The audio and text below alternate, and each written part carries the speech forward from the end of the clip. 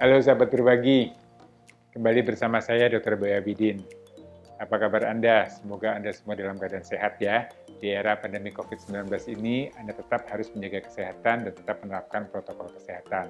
Kali ini saya akan menjawab beberapa pertanyaan yang sudah dikirim oleh sahabat berbagi, yang sudah sahabat berbagi ketik di kolom komen di channel YouTube Dr. Boy Abidin. Nah, ini saya akan bacakan beberapa pertanyaan yang sudah sahabat berbagi kirimkan ya. Ini pertanyaannya dari Camelia Yaser. Saya bersuami dan bisa berhubungan dengan suami 1 bulan cuma 2 hari, di waktu weekend saja dok. Dan saya sangat tersiksa dengan pil KB.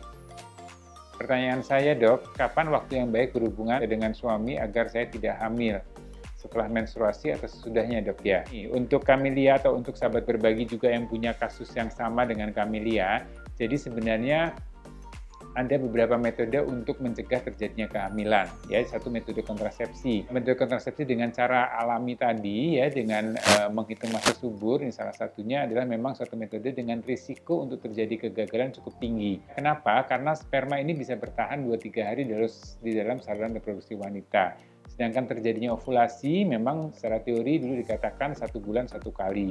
Tapi untuk wanita yang haidnya tidak teratur, wanita yang kemudian masa ovulasinya mungkin bisa lebih dari 1 kali, maka risiko untuk terjadi kehamilannya tetap saja ada. Jadi untuk Anda nih, untuk yang mau mencegah terjadinya kehamilan memang ini agak sulit. Tapi kalau memang mau tetap dicoba, yaitu coba lakukan hubungan intim, ini secara teori ya, bisa dilakukan 1 minggu sebelum mens yang akan datang, atau 1 minggu setelah mens yang akan datang. Ini kalau pola haidnya teratur. Perhitungan ini adalah dengan asumsi bahwa pada 1 minggu setelah terjadi menstruasi, dinding rahim itu belum cukup tebal. Biasanya hormon untuk terjadinya ovulasi pun belum cukup, ya, sehingga aman untuk melakukan hubungan intim tanpa menggunakan kontrasepsi apapun untuk mencegah terjadinya kehamilan. Ya, tapi setelah masuk minggu kedua setelah mens, hati-hati, kemungkinan sudah mulai terjadi ovulasi dan itu akan kemungkinan terjadi kehamilan. 1 minggu sebelum mens ini juga bisa dilakukan selama siklus haidnya teratur. Jadi kalau tahu nih akan mens lagi tanggal 7, maka boleh dari tanggal 1 Anda melakukan hubungan intim. Ya, dengan harapan masa ovulasi sudah terlalui, sel telur sudah tidak berproduksi lagi, kemudian sudah terjadi peluruhan daripada sel telur sehingga dinding rahimnya sudah tidak kondusif lagi untuk proses pembuahan. Mencegah terjadinya kehamilan, pilihannya adalah menggunakan KB. KB apa yang Anda pilih tergantung kebutuhan Anda. Kalau Anda tidak nyaman dengan pil karena Anda harus minum tiap hari, atau mungkin karena efek samping pilnya, Anda bisa memilih kontrasepsi yang lain, misalnya dengan suntik.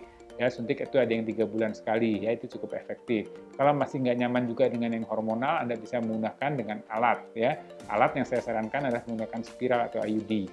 Sekarang ada IUD yang menggunakan hormonal, ya, yang namanya IUS. Ya, jadi dia lebih efektif lagi untuk mencegah terjadinya kehamilan. Kalau memang Anda sudah cukup anak, tidak mau hamil lagi, Anda bisa melakukan sterilisasi. Sterilisasi pada wanita atau tubektomi, bisa juga sterilisasi pada pria atau vasektomi. Ya, jadi banyak masih pilihan untuk tidak terjadinya kehamilan. Ya, tapi kalau yang tadi dengan cara alami, dengan cara kondom, itu kemungkinan hamilnya masih tetap tinggi. Sehingga Anda tetap harus berhati-hati ya kalau memang Anda tidak ingin hamil.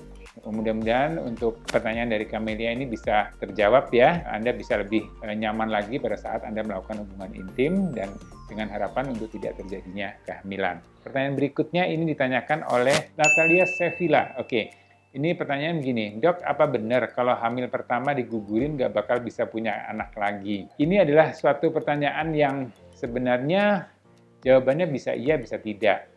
Jadi gini, kalau hamil kemudian dilakukan pengguguran ya, dalam tanda petik ini adalah pengguguran secara paksa, ya bukan gugur secara proses lega artis atau secara medis atau gugur karena indikasi medis, tapi gugur karena dengan tujuan adalah untuk mengakhiri kehamilan tersebut secara paksa. Dengan kondisi pengguguran secara paksa ini maka akan terjadi kerusakan pada dinding endometrium, akan terjadi infeksi pada saluran telur ataupun juga infeksi pada dinding rahimnya, sehingga pada saat diperlukan untuk hamil secara alami berikutnya akan sulit untuk mendapatkan kehamilan. Ya, jadi ini adalah suatu proses atau dampak atau efek samping dari proses pengguguran kehamilan secara paksa atau tidak secara medis, tidak secara lega artis, ya, di mana ada terjadinya masalah infeksi, terjadinya perlengketan sehingga rahim tidak berfungsi, tidak berproduksi lagi dengan baik, ya. Tapi kalau proses keguguran ini terjadi memang secara indikasi medis, dilakukan secara medis, kita bisa menekan risiko terjadi infeksi, bisa menekan risiko terjadi perlengketan, maka harapannya dalam waktu 3 bulan bisa hamil kembali secara alami. Untuk Natalia, mudah-mudahan terjawab pertanyaannya. Kemudian pertanyaan berikutnya dari Sefta Maulidia. Dok mau tanya, kalau keputihan bisa menghambat terjadinya untuk punya momongan tidak? Ya, jadi kalau memang terjadi keputihan, keputihan itu kan sifatnya kadang bisa basah, kadang bisa asam, dan ini akan merubah keasaman atau kebasahan di daerah vagina.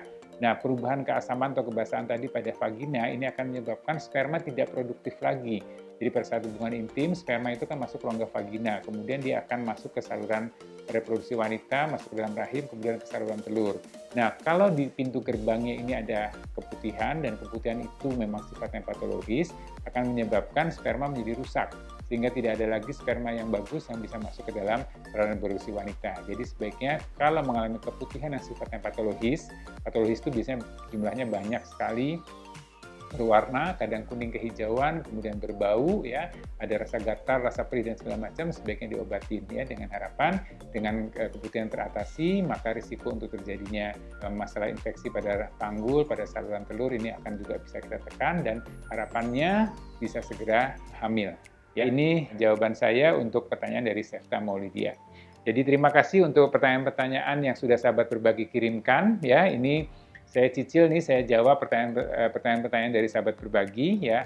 Saksikan terus konten YouTube Dr. Boy Abidin selanjutnya. Saya akan terus mencoba untuk menjawab beberapa pertanyaan yang sudah sahabat berbagi kirimkan. Saya Dr. Boy Abidin, senang bisa berbagi.